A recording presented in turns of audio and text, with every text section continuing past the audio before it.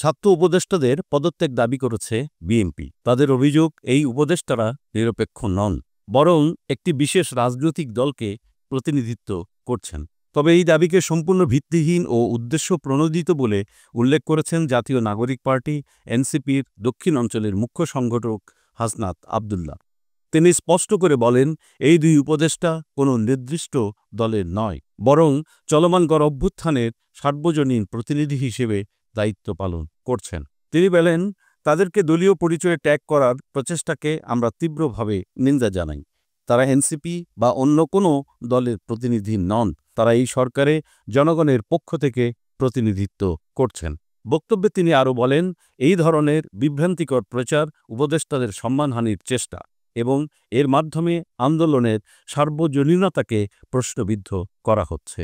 হাসনাত আবদুল্লাহ জানান, বিচার ব্যবস্থার সংস্কার, নতুন সংবিধান প্রণয়ন, গণপরিষদ ও আইনসভার নির্বাচন, আহত ও শহীদ পরিবার পুনর্বাসন সহ মৌলিক সংস্কারের দাবিতে তারা সরকারের প্রধান উপদেষ্টার কাছে সুস্পষ্ট বার্তা দিয়েছেন। সেই সাথে তারা দ্রুত নির্বাচনের রোডম্যাপ ঘোষণারও দাবি জানিয়েছেন। তিনি বলেন, গণমানুষের মতামত জানতেই আমরা চট্টগ্রাম দক্ষিণ থেকে যাত্রা শুরু করেছি।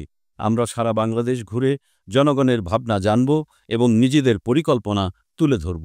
এটি একটি পারস্পরিক সংলাপের প্রক্রিয়া। রাজনৈতিক মতপার্থক্য স্বাভাবিক হলেও জাতীয় সংকটকালে ঐক্যবদ্ধ হওয়াই বাংলাদেশের রাজনৈতিক ঐতিহ্য বলেও উল্লেখ করেন তিনি।